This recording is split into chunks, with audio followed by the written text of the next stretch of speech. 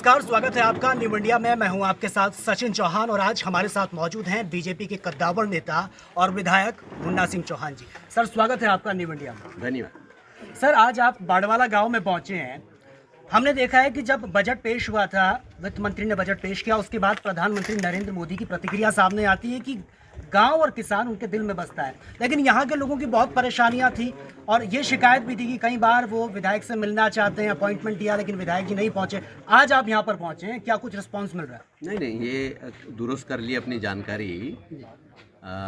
मुझे निमंत्रण की आवश्यकता नहीं पड़ती।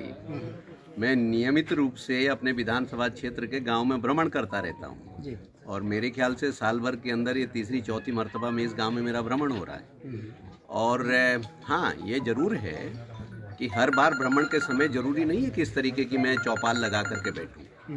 मुझे शिकायत मिलती है तो मैं स्पॉट विजिट करता हूं। पिछले दिनों में मैं यहाँ पे बाती मोहल्ला इसी गांव में, वहाँ ग्रामीणों के बीच में बैठ करके पूरी समस्याएं सुन के गया। उससे पहले यहाँ पर रोड साइड पे किनारे हमारे जो जिला पंचायत के सदस्य एक परिवार के प्रांगण में बैठ करके इसी तरीके से हम सारी समस्याएं सुन के गए। बिल्कुल सर, लेकिन आप यहाँ आए हैं, लोगों की समस्याएं आपने सुनी, कौन कौन सा आपको लगा कि बहुत ज्यादा लोगों के सामने परेशानियां हैं, जो मेन समस्या आपको नजर है? ये आपने इम्पोर्टेंट सवाल किया। इस गाँव में मुख्यतः पानी की दिक्कत है, वो सिंचाई की पानी या पेयजल है, दोनों की दिक्कत हमेशा इस गाँव में रही। वैसे ईश्वर की कृपा से बहुत संपन्न गांव है, अच्छी आर्थिक स्थिति वाले लोग हैं ज़्यादातर, लेकिन सिंचाई की और पेयजल की गंभीर संकट हमेशा रहा है।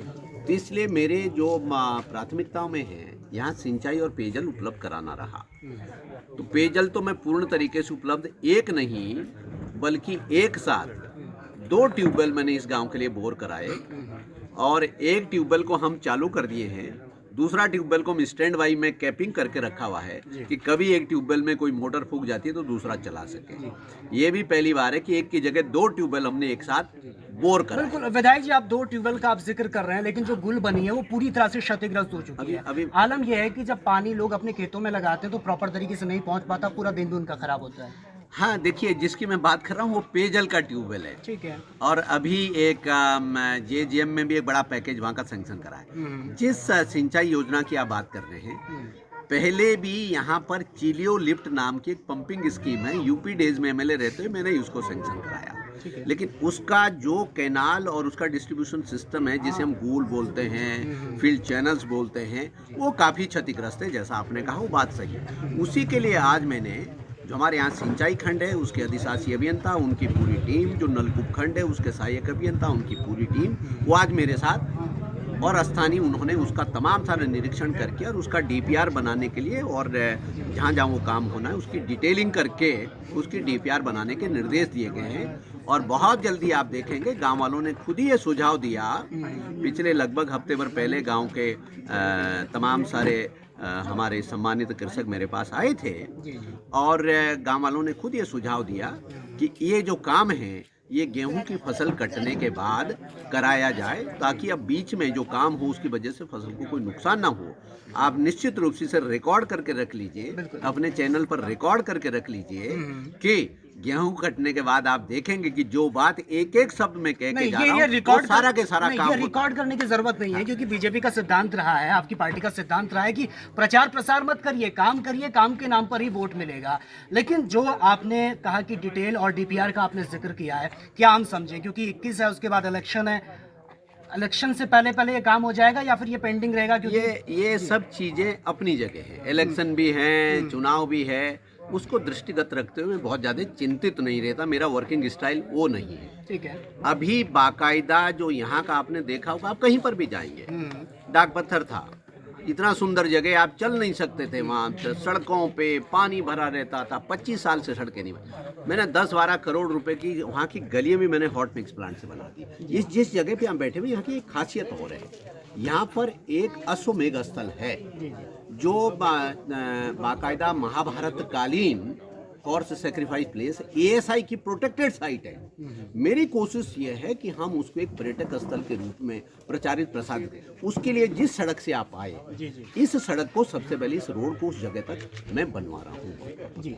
लेकिन सर एक सवाल मैं आपसे पूछना चाहूँगा, क्योंकि आपने कहा कि ये गांव बहुत अच्छा गांव है, घर बहुत जगमग चमकते हुए नजर आ रहे हैं आपको, लेकिन लोगों ने अपनी क्षमताओं के अनुसार जितना उनसे हो सका उन्होंने खुद ये डेवलप किया है। सरकार की तरफ से लोगों का साफ कहने कोई सुविधा नहीं मिल पा रही है। मूलभूत सुविधाओं की अगर हम बात करें, स्ट्रीट लाइट यहाँ की खराब है, सड़क की कंडीशन की, आप उसी रास्ते से आए हैं। बिल्कुल नहीं, यहाँ पे ट्यूबवेल है, सिंचाई का ट्यूबवेल है, वो सरकार की तरफ से है। पेयजल के 2 ट्यूबवेल अभी लगवाए, वो सरकार की तरफ से है। सिंचाई लिफ्ट योजना है, वो मैंने सरकार की तरफ से है। और जो जिस सड़क की आप बात कर रहे हैं उसका भी सैंक्शन हो गई है, वो सरकार की तरफ से है। और जितने भी तमाम सारे आप इलेक्ट्रिफिकेशन देख रहे हैं वो सरकार की तरफ से। इसी गाँव का जो दूसरा पार्ट, इसे तरला बाड़ वाला बोलते हैं, ऊपरला बाड़ वाला, ऊपरले बाड़ वाले में आप जाएंगे पूरा टाइल्स रोड्स वगैरह सारी सब बनी है। वो अभी पिछले दिनों मैंने लगभग 2 करोड़, 2.25 करोड़ की लागत से बनवाई है।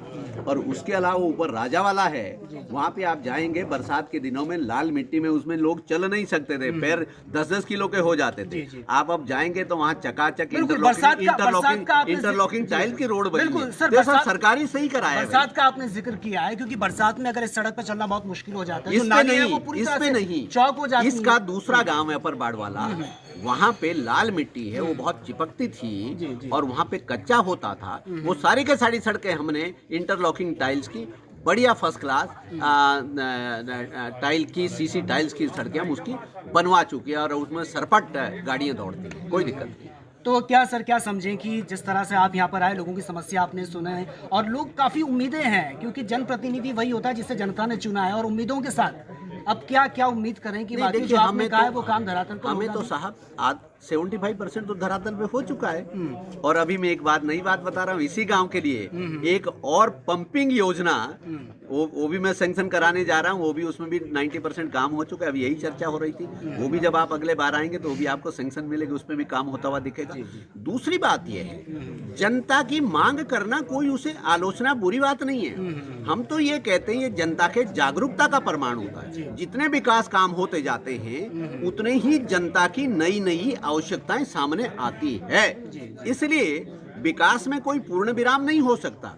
विकास एक अनवरत प्रक्रिया है, कंटिन्यूअस प्रोसेस है और वो चलती रहनी चाहिए। मैं व्यक्तिगत तौर पर इसी स्टाइल में यकीन करता हूँ और इसी तरीके से काम करता हूँ। सर एक चीज हमने यहाँ पे और देखा है, जहाँ पर बस्ती वाली जगह है वहाँ पर काम रुके हुए हैं। पेयजल की अगर बात करें, जहाँ पर ये गाड़ी खड़ी है, सिर्फ उसके थोड़ा पास से पेयजल की लाइन यहीं पर ही बंद है, बल्कि आगे तमाम घर है। सड़क की बात करें, 200 मीटर सड़क वहाँ पर बनाई गई है जहाँ पर कोई बस्ती नहीं है। इस सड़क की कंडीशन की आपने खुद देखा है। सड़कें हम वहाँ बनाते हैं जहाँ पर जनता जनार्दन की तरफ से मांग आती है।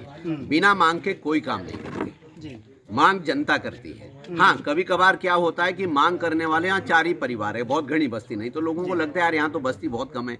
लेकिन हमारे लिए वो 4 परिवार भी परिवार है, 2 परिवार भी परिवार है, एक गरीब कोई रह रहा है वो भी परिवार है। नंबर 1 बात। दूसरी बात यह है कि निरंतर रूप से क्या होता है कि ग्रामीण क्षेत्रों में आबादी का विस्तार होता रहता है। परसों तक खेत थे, आज वहाँ मकान बन गए, तो फिर लोग उम्मीद करते हैं कि भाई वहाँ तक भी सड़क पहुँचे। तो उसमें ऐसा नहीं है कि सैचुरेशन हो जाता है, वो निश्चित निरंतर उसका जो एक्सपेंशन होता रहता है और उसको हम लोग निरंतर टेकअप करते रहते हैं। चलिए, बहुत बहुत शुक्रिया sir, thank you very much, धन्यवाद।